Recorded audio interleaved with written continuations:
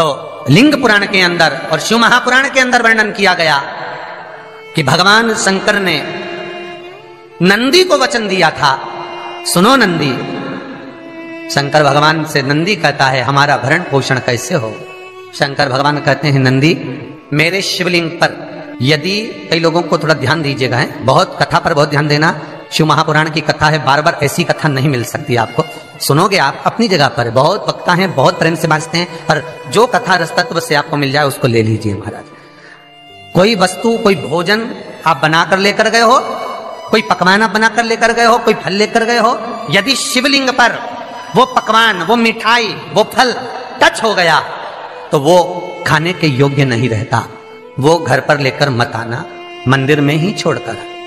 यदि भोजन, पकवान, मिठाई, शिवलिंग यहां पर है और भोजन का भोग तुमने इतनी दूर से लगाया है, फल इतनी दूर रखा है, वो शिवलिंग पर टच नहीं करा गया है, तो उस प्रसाद को, उस फल को आप पा सकते हो, उसको खा सकते हो। पर जो शिवलिंग पर टच हो गया फिर वो केवल नंदी, श्रृंगी, भृंगी, प्रेतों का, भूतों का, आहूतों का भाग होता है। प्रेत, भूत, आहूतों का, वो फिर खाने योग्य नहीं है। हाँ, यदि नर्मदेश्वर महादेव हैं, नर्मदा जी के जल से कोई शिवलिंग प्रकट हुआ है, नर्मदा जी के जल से, कोई कंकर से, नर्मदा के जल से अगर कोई शिवलिंग प्रकट हुआ है, उस शिवलिंग की स्थापना कहीं पर है या आपके घर में है, तो उसको कुछ भी टच हो जाए वो पा सकते हो, पर बाकी के शिवलिंग को स्पर्श किया हुआ नहीं पा सकते। केवल एक नर्मदेश्वर महादेव नर्मदा के जल से प्रकट हुए।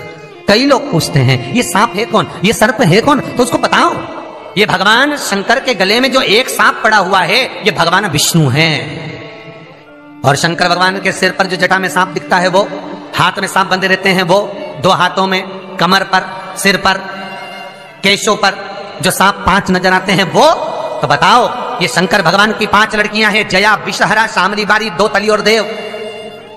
ये 5 लड़कियां भगवान शंकर के इर्द गिर्द घूमती हैं, आस पास भ्रमण करती, सभी ये शिव की बेटियां भगवान शंकर के साथ भ्रमण करती हैं।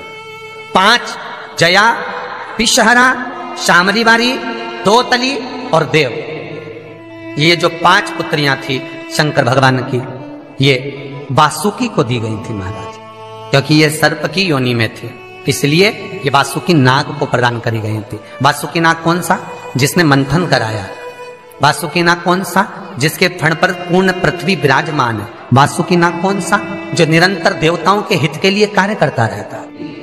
एक पान के पत्ते के ऊपर, मात्र पान जानते हो, वो खाने वाला जो पान करता है उसका पत्ता, पान के पत्ते के ऊपर जो चंदन से शंकर के नाम, पार्वती का नाम और ब्रह्माणी सरस्वती का नाम लेकर शिव को समर्पित कर दे महाराज, उसकी भी तिथि बताइए, बड़ी सुंदर है। जब रवि का पुष्य योग पड़े, रवि पुष्य नक्षत्र हो, रवि का पुष्य योग पड़े, उस समय पान के पत्ते पर चंदन से शंकर, पार्वती और सरस्वती का स्मरण कर कर जो शिवलिंग के ऊपर उस पान के पत्ते को चढ़ाकर 5 बेलपत्र, 3 समीप पत्र समर्पित कर देते हैं, उस बच्चे से चढ़वा देते हैं, वो बच्चा कभी पढ़ने में कमजोर नहीं होता, विद्या में बढ़ता ही